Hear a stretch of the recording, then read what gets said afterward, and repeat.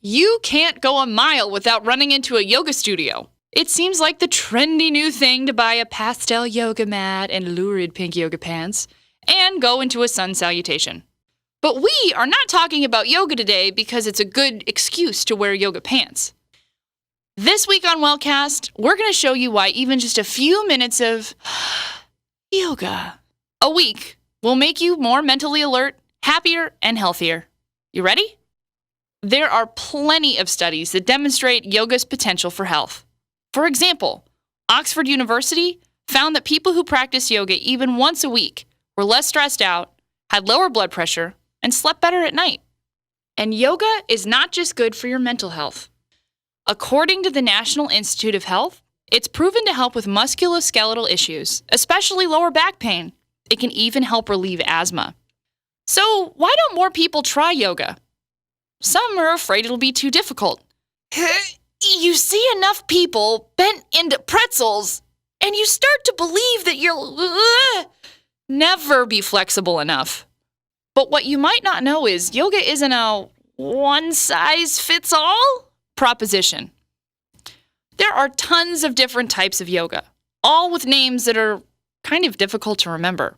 There's Hatha, Bikram, Vinyasa, the list goes on. And while some types do encourage a hard workout where you bend and flex into insane positions and sweat bullets, yoga can more simply be just used as a meditative tool.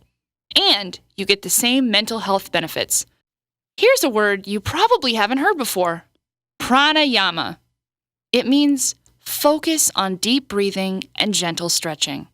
It's also what people in that Oxford University study tested and found to be so intricately connected to happiness.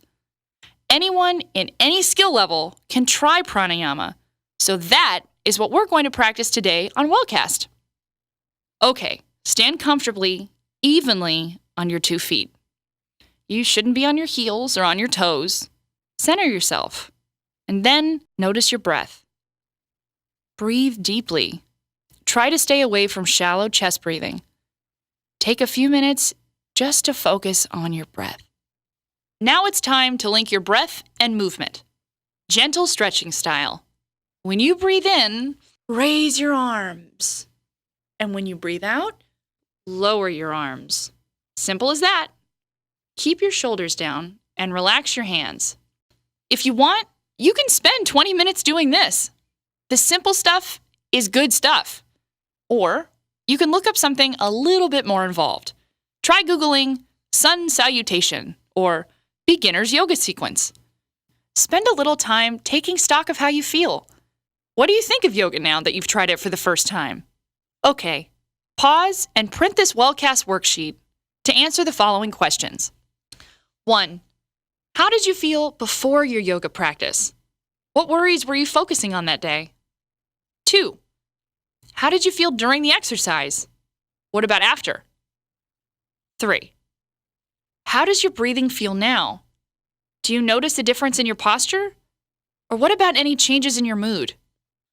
Try doing at least a 10-minute yoga practice every day for a week. See how you feel at the end of the week. Hey, Wellcasters, let's recap. Today we learned about yoga, which we found out was good for the mind, body, and soul. The word we learned today was pranayama, which means focus on deep and gentle stretching. We gave you a worksheet to evaluate your new weekly yoga practice, and we're inviting you to try it at least 10 minutes a day. We'd love to hear how you feel. Tweet us at WatchWellcast, email us at watchwellcast@gmail.com, or leave a comment down below. We'll see you next time.